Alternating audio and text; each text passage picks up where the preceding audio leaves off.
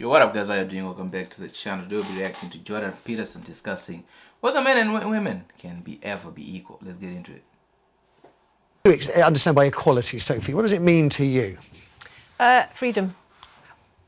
Can you be more, is it equality of opportunity? Is it equal pay across the board? Is it something more than that? I think equality's better for everyone. I think, okay. you know, I'm really delighted, you know, I love my job because it's an optimistic and a hopeful job, which is about creating more choices for people. I'm interested in people being able to have different choices and having equality of outcome. Aha, well, so you're going to have choices and equality of outcome. What if people choose different things, which is what they've been doing in Scandinavia? So the Scandinavian countries have moved more towards gender equality than any other countries, and the personality differences in Scandinavia have increased rather than decreased, and the proportion of women who are choosing STEM fields has decreased rather than increased.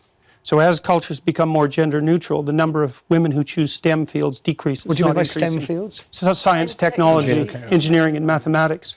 So if you let men and women make their choices, what actually happens is that they specialize in different situations, and you don't get equality of outcome. Could they not have been programmed to have those views from the moment we raise them and give boys Lego and construction? No, because what happens is that as countries get more egalitarian, which means there's less programming of that sort, the differences get larger, not smaller. And the scientific data on that is clear, and most of it was generated by people who have a left-leaning bias, so you can't blame it on conservative scientists. It was a shock to everyone to find that out. Sophie, That's quite interesting. So what it's simply saying is, where women and men have a choice, the outcome is totally different. So the more equal people become, the more divided they actually are. Interesting. I mean, I think the difference between Jordan and me is that we look at evidence and we lean towards different theories. So Jordan's theory is very much evolutionary, you know, that there are inherent differences in men and women. Mine is very much more social role theory, if you like, and that men and women are taking on different roles due to the expectations that society puts on them. And it's interesting that Jordan frequently cites Scandinavian countries where they've made more, like there's nowhere in the world that women are equal, but Scandinavia has made the most progress towards shared parenting, etc. Yep. That said, it's not done yet. There's nowhere in the world where this is done yet. But it's having the opposite effect that the gender equality types predicted. Opposite, not the same. And it isn't a theory, it's actually data driven by tens of thousands of surveys and the best scientific literature on the topic. It's not a theory, and I didn't come about it because of my political perspective. I looked at the data. What it showed was that as countries become more egalitarian, the differences between men and women grow, they don't shrink. So what I'm interested in is data and analysis as well, and I'm particularly interested in the ones presented, such as the ones by the University of... Well, the thing about data and analysis is if you're going to take data and use it to push your own belief, then that data becomes biased. So, you know, anyone can find data. Like, I need data to support a claim. Like, come on.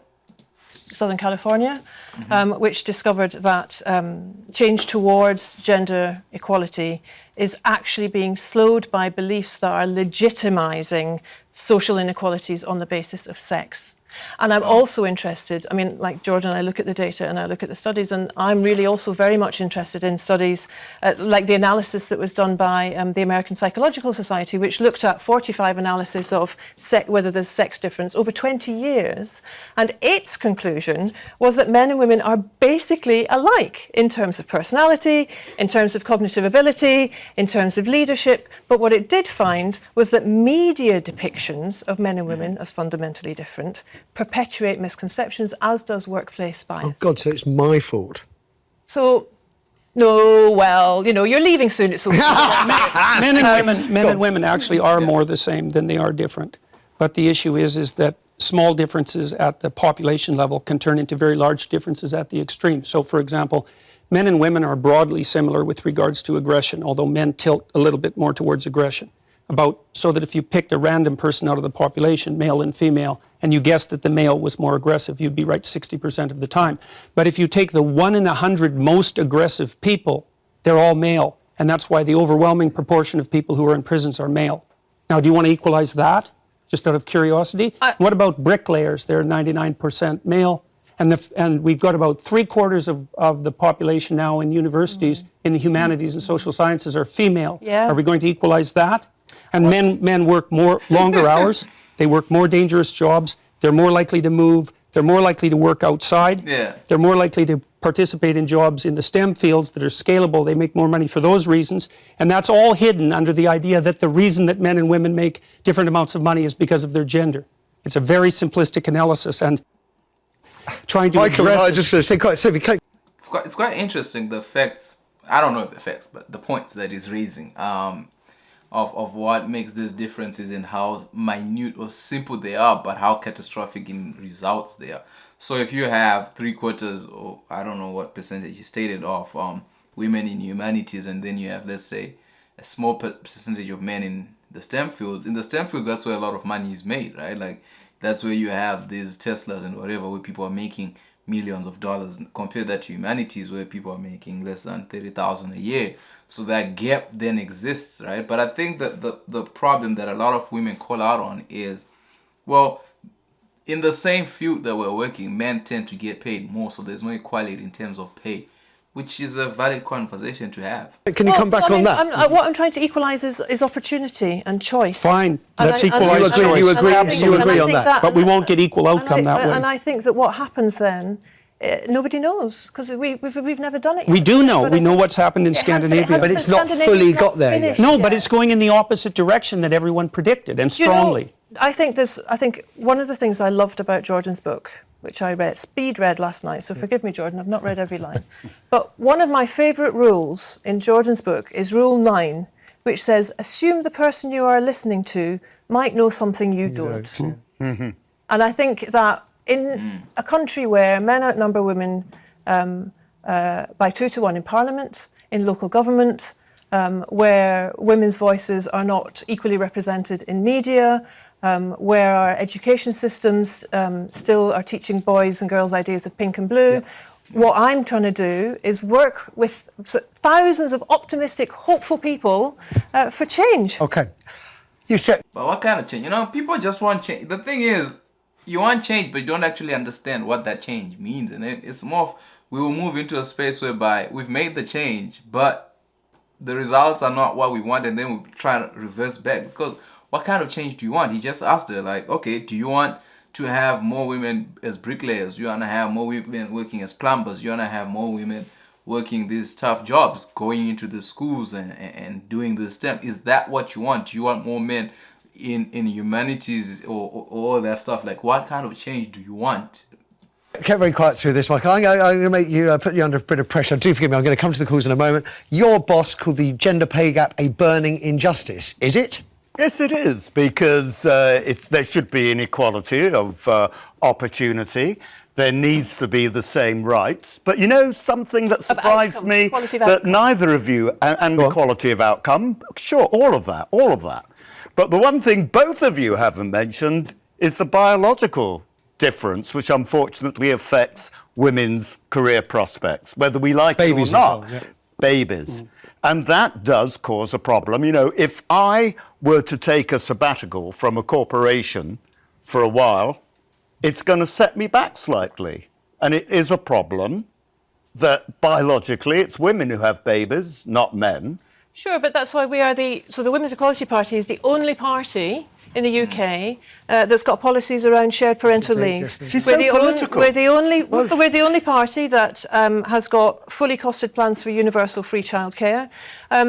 What we're saying is that we're trying to change the outcomes, and also men are joining our party. Men who are really tired. I'm sure I'm going to have a word with Michael because I am sure he'll want the application. Okay. We take joint membership. Forgive me, I want to take one call if you'll forgive me, because time is really short, and I owe it to the viewers to hear their views on this. We've got Salim calling from Manchester. Salim, good morning. Hi Matthew, how you doing? I'm very well. I'm loving it. I'm pig in heaven today. What do we think about equality? Will it ever happen, Salim? I was going to say I thought it was going to happen, but after listening to Jordan, he's swayed my opinion. Why did you think it was going to happen? Because I think we're going to become more cognitive creatures, and jobs are going to be more about mental skills. Technology. But then I've been visited schools, and I work in STEM. I'm a software developer, and the number of women doing software development hasn't increased.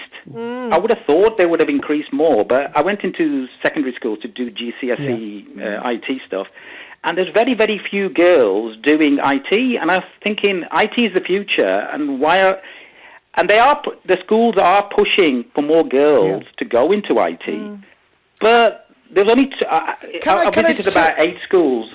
Can I just, sorry, Salim, can I just because I 30 seconds. Sophie's idea, actually, representations in the media could be affecting such choices. Geeks, we see geeks, bespectacled blokes with bad hair on computers. That's what tech means, isn't it?